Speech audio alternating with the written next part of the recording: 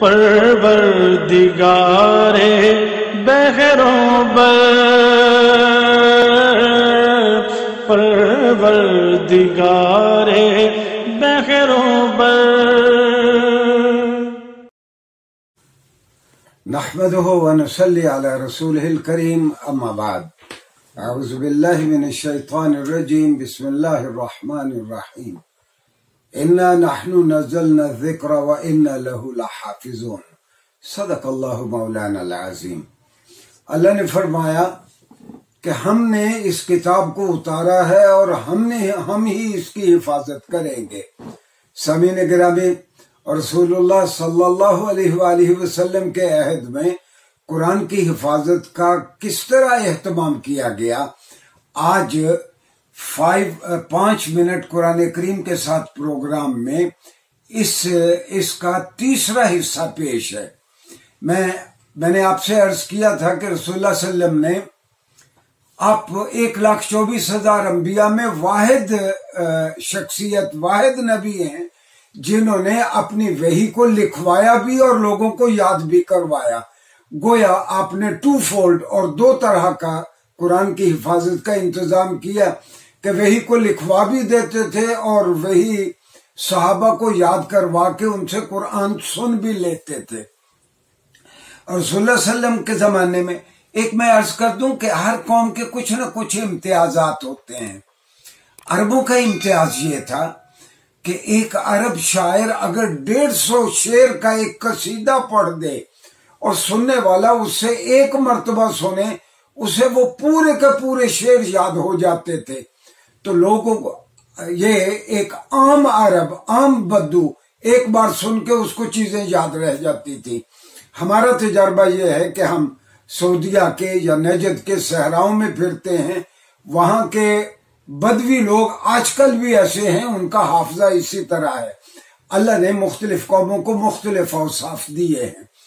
البتہ علامہ قرطبی کہتے ہیں اعطیت هذه الامت الحفظ، اللہ میاں نے امت محمدیہ صلی اللہ علیہ وآلہ وسلم کو چیزوں کو یاد کرنے کی صلاحیت دی ہے۔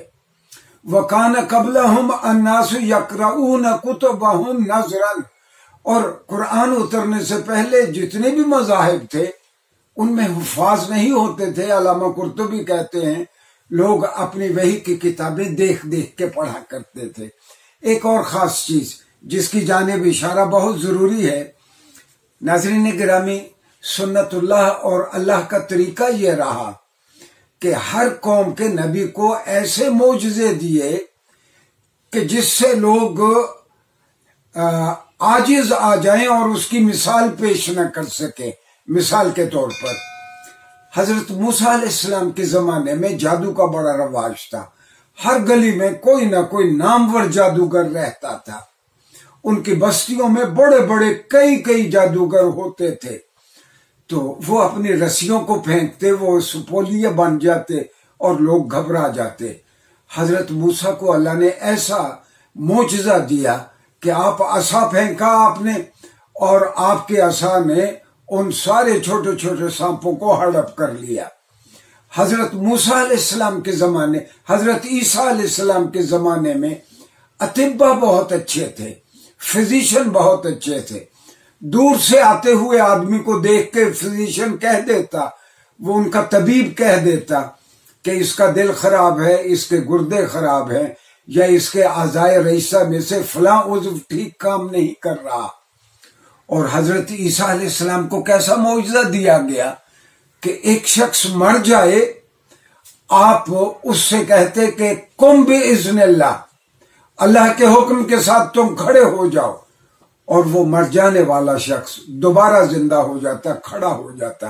گویا یہ محیر العقول اور حیران کن تھا لوگوں کے لیے کہ یہ ان کا معجزہ ایسا ہے کہ یہ مردہ کو زندہ کر دیتا ہے۔ حضرت عیسیٰ علیہ السلام کسی برس زدہ آدمی کو جس کے چہرے پہ پھل بہری ہو، اس پہ یوں ہاتھ پھیرتے، وہ آدمی ٹھیک ہو جاتا، جذام کا مریض ٹھیک ہو جاتا۔ تو آپ کے ہاتھ پھیرنے سے لوگوں کا مرض جاتا رہتا۔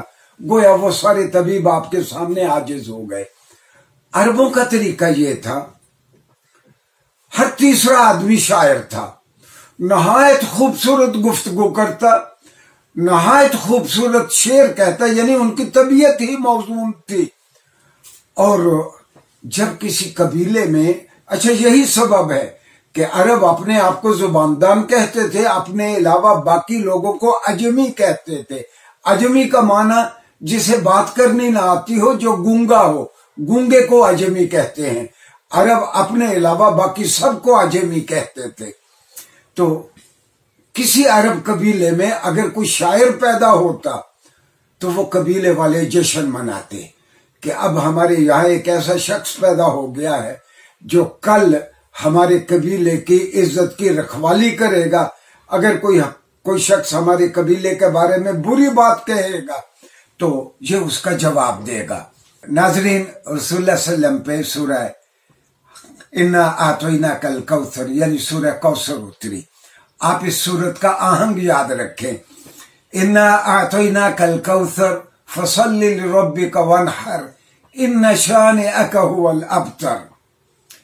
رسول اللہ صلی اللہ علیہ وسلم یہ بہت لغوی اعتبار سے، فنی اعتبار سے، ادبی اعتبار سے اس کا پایہ بہت بلند ہے۔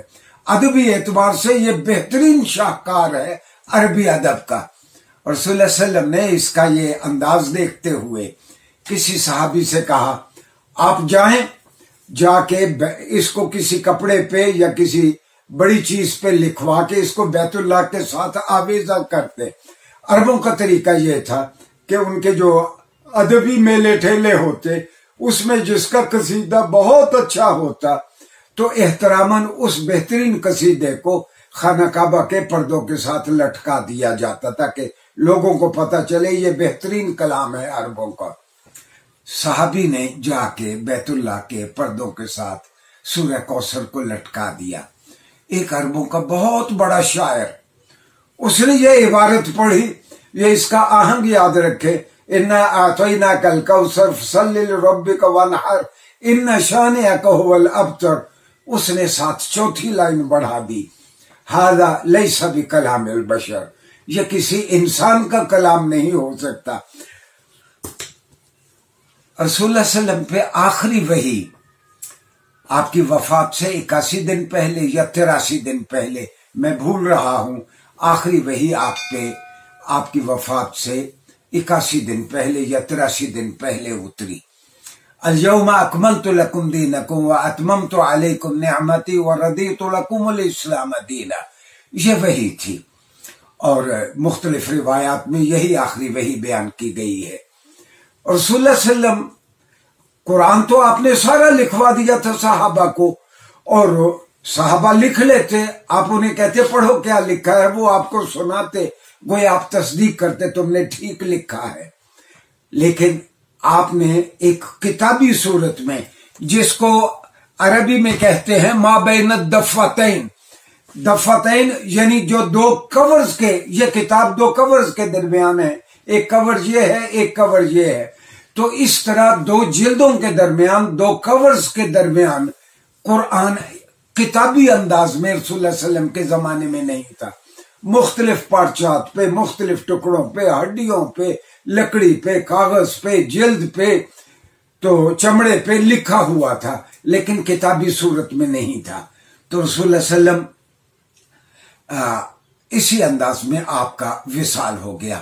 آپ آخری کتاب اس لیے آپ تیار نہیں کر سکتے تھے کہ مبادہ پھر کوئی وحی آ جائے کتاب کے، اس کو کتابی صورت دینے کے بعد آپ نے کتابی صورت نہیں دی وحی کو۔ وہ پھر ہم دیکھیں گے کہ بعد میں جو اللہ نے کہا کہ ہم نے ہی یہ اس کتاب کو اتارا، ہم ہی اس کی حفاظت کریں گے، حضرت ابو بکر رضی اللہ عنہ کے زمانے میں اور حضرت عثمان کے زمانے میں کیا اہتمام کیا۔ آخری بات میں آپ سے کہوں کہ قرآن نے کہا، رسول اللہ صلی اللہ علیہ وسلم کی دلجوئی کے لیے آپ کو مخاطب کر کے قرآن نے کہا، لا تحرک به لسانک لتعجل به ان علینا جمعہ وقرآن۔ اے محمد صلی اللہ علیہ وسلم، جب آپ پہ وحی اترتی ہے آپ جلدی جلدی اس کو پڑھنے کی کوشش کرتے ہیں، کہیں وحی بھول نہ جائے۔ آپ کیوں اپنے آپ کو تھکاتے ہیں؟ لا تعجل، اس طرح جلدی جلدی نہ پڑھیں۔ تو اللہ نے کہا، اے محمد علینا جمعہ و قرآنہ، یہ ہمارے ذمے ہے کہ ہم قرآن کو جمع بھی کروائیں گے اور قرآن کو لوگوں کی زبان پہ بھی جاری کر دیں گے۔ نیکسٹ لیکچرز میں ہم جائزہ لیں گے حضرت ابو بکر نے اس کو کس طرح کتابی صورت میں جمع کیا۔ شکریہ جی۔ پروردگار بحر و بر